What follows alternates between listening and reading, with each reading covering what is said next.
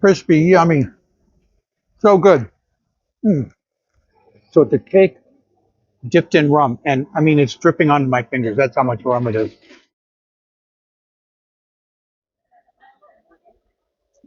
It's not Budweiser, that's for sure. We wanted to come out here outside of the tourist area of town. It's still busy, it's still hopping out here, but there's a local neighborhood at Robisco. Welcome to Destination Eat Drink, the travel channel for foodies. I'm Brent Peterson. I'm an American living in Portugal, and today we are in the city of Bologna, Italy. And like I always say, one of the first things you should do when you get to a new city is go to the market, which we will do, and go on a tour, whether it's a food tour or a walking tour. And this is the statue of Neptune, and apparently this is where all of the tours meet. So we're going to get on our tour and see a lot of the overview of the city and figure out what else we want to see while we're here. The other great thing about doing these tours is that you can get recommendations from your guide. So let's go. So it's time for lunch, and we're at a place called Rovescio. But before I eat, got to give you the download on the tour that we took, and wasn't great. And it's my fault because I didn't plan ahead. I scheduled it at the last minute, and it wound up being one of those cattle call tours. And worst of all, the guide was just like so dry, and it was like attending a lecture. So at least we got to see some of the churches and things, the landmarks that we wanted to see, and now we don't have to go back to those. But we wanted to come out here outside of the tourist area of town. It's still busy, it's still hopping out here, but there's a local neighborhood at Robisco.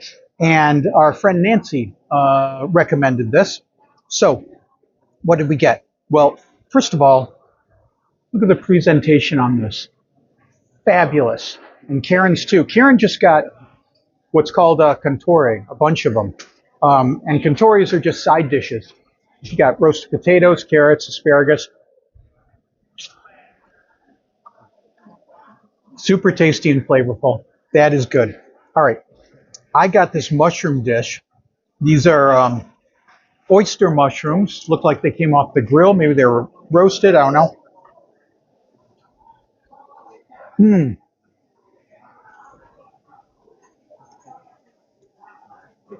And like a sweet, I don't know if it's cashew, what it is. Super good. All right. Forget about the tour. Enjoy the food. They say if you measured all the porticos in Bologna, they would go for 40 miles. I believe it. Seems like every street has these sidewalk coverings, and some are more ornate than others. They have really nice lamps here, and this one, others are very simple, but they really do the job, keep you cool in the summer and keep the wet weather off of you in the rainy season. So back in the 90s in Rhode Island, there was a restaurant called Nonna Cherubina. Don't look for it anymore. Steffi and Luigi packed up and moved to the south of Spain, opened a new restaurant there 20 something years ago. But they served it. It was a great restaurant, my favorite restaurant in Rhode Island. And they served this dish as an appetizer called crescentina. And Luigi was beside himself that I had never heard of it before. But they made a really fancy version of crescentina. It's fried dough, and they topped it with salad, and then they would make these inventive little toppings, like they created radishes that looked like ladybugs. It was fabulous. But crescentina is really a street food. So when we were coming back to Bologna, I wanted to definitely get crescentina. And this place has 3 locations, and they look, I mean, street food. It comes in a cone. So what did we get? I got a crescentina right here. You can see the fried dough, and it's got peppers and all kinds of veggies in there and stuff. You can get it with meat too, but and it's fried. So, mm, oh, so that orange is pumpkin. Mm, yum. Mm, so good. Wow. And then Karen got deep fried tortellinis. Mm,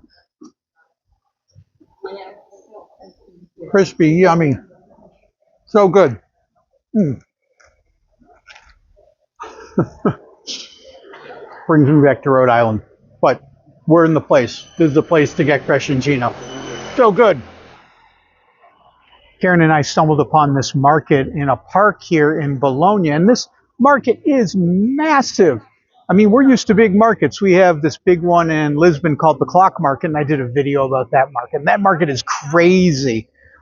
This market might be the same size, although it's mostly clothing here, off-brand and counterfeit items, and some other stuff is available here too. Not much in the way of food, although there is a food kiosk here that I'm sure is here every day. There were a couple African ladies who were cooking up some kinds of stew, but for the most part, it's clothing, and saw a lady shopping for a dress with her daughter, and shoes, and some household goods and stuff like that. But I'm glad to see that after all these years, this under gritty side of Bologna hasn't been swept away. It's a cool place to come and hang out. It's open every Friday and Saturday and first Sunday of the month here in the city. Stopped for a coffee at Cafe Gamberini. This place has been around for over 100 years. And got a couple of treats too. So I didn't think about this too carefully, but this is a mini baba. Wow. So it's a cake dipped in rum. And I mean, it's dripping onto my fingers. That's how much rum it is. And I didn't think this through because I got a cafe with sambuca too. As soon as he set down the cup, I could smell the sambuca. That's how strong it is. Coffee is really, really good too. And another treat here. Mm, yum. Filled with cream. €5 for this whole thing. Plus, beautiful, beautiful cafe to hang out in. Really nice. Good stuff. And water, like a civilized country. So if there's one tip I could give you, it's don't use the ATMs out on the street when you come to Europe, especially if they're branded as Euronet. Those places are a huge ripoff. Look for an actual physical bank and come in and get your money from the ATM there. You don't have to go inside the bank. Today's a Saturday. The bank's not open, but they usually have ATMs attached to them that you can go and get your money from. And it's almost always a much better deal. Okay, it's wine o'clock, and we came to Camera a Sud. It's a nice little wine bar, super cool on the inside. It's loaded with bookshelves and couches and places like that, but it's a beautiful afternoon here in Bologna. So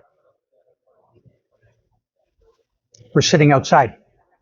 I got a Sangiovese, really nice, fruity, but still has a little bit of tannin to it. Really good. And then we had to have some snacks. So this is called Erbizone, and it's puff pastry filled with spinach and cheese.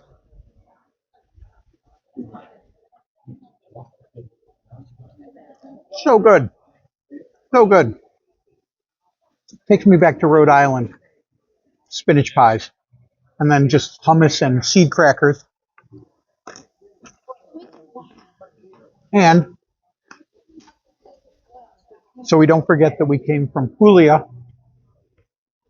Torelli.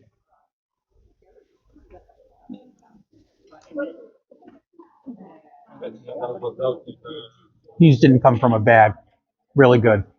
Really good. All right. Take a break.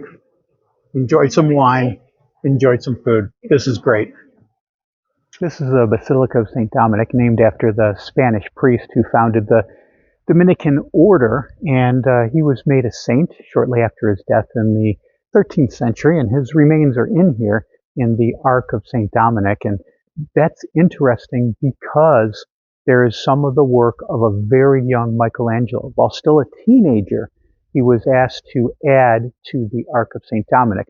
The original Ark was done in the 13th century. Of course, Michelangelo was in the 15th and 16th century, so a few hundred years later, but quite an honor for such a young man to be asked to put a couple of statues up there. There's an angel that he did and a couple of saints that he did there, and you can see them there. It's fascinating to look at this early work. I mean, it's like hearing early Bruce Springsteen songs, and you're like, Wow. Okay. He hasn't figured it out yet, but you can hear the genius with the early Bruce Springsteen. You can see the genius with the early Michelangelo. In fact, one of those statues in there, you can see how he got his inspiration for making probably his most famous sculpture of David.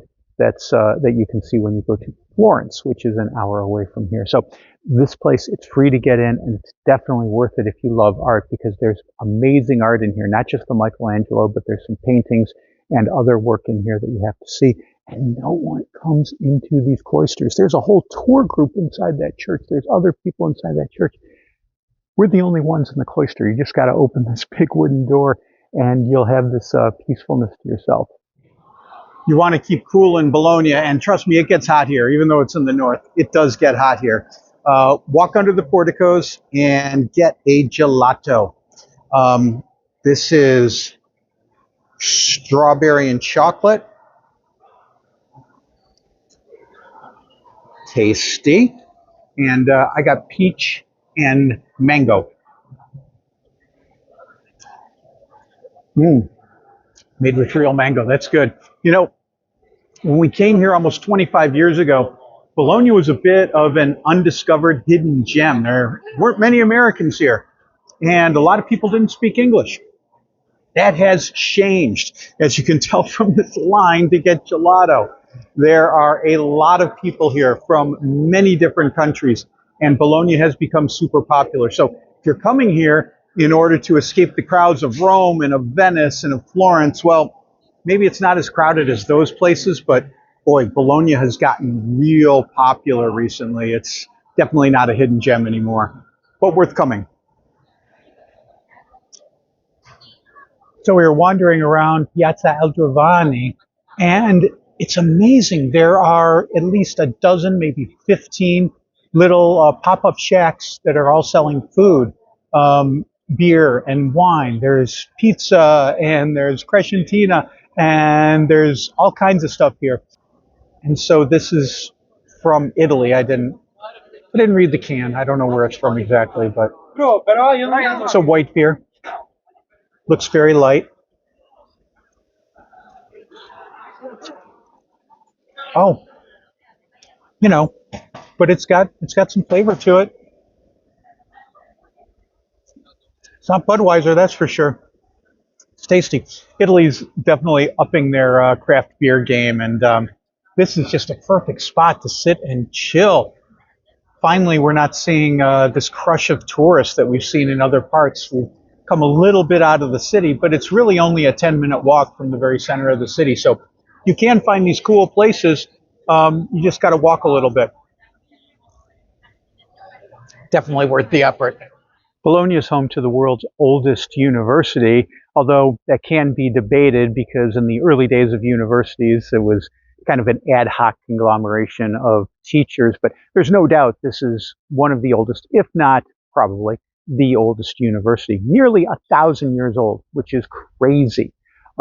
Behind me are the remains of a jurist, an early teacher at the University of Bologna, and their remains are put in these tombs and sheltered underneath these structures. And you'll see these all over Bologna. It's fascinating to me because it shows how much they value schooling, education, and learning. In fact, Bologna's one of its nicknames is the learned.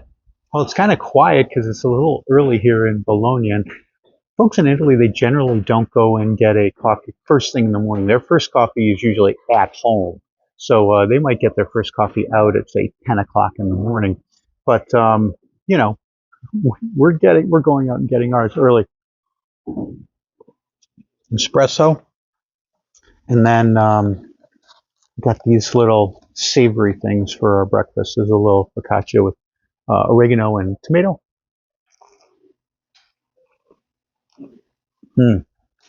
So good. You know, one of the nice things about this place is they reheat it in a real oven. I've seen other places use a microwave. Yuck. Oh, and this is like a spinach pie, but isn't it croissant? It's super flaky and crispy.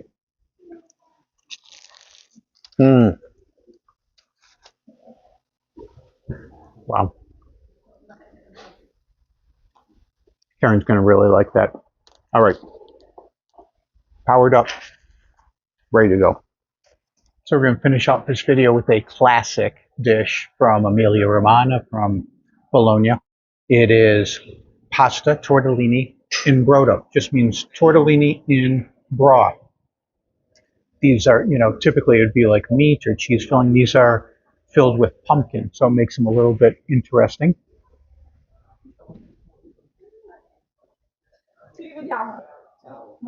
Not bad. So it would have been a great video to do because the food of Emilia-Romagna is so good and so high quality, and people go out all the time. People really support these restaurants, and they go from high end to street food. And the street food is really good quality because you've got tens of thousands of students here who are going out all the time eating and drinking. So the competition is pretty stiff. So if you like this video, give it a thumbs up. Subscribe to the channel. I've got a whole playlist of videos from our road trip in Italy. This will be the grand finale. Heading back to Portugal. Just got to figure out how to get to the airport, but we'll be on our way shortly. And you can support me at buymeacoffee.com/destination-eat-drink. Check out my ebooks there under the extras tab. I'm Brent Peterson. See you down the road.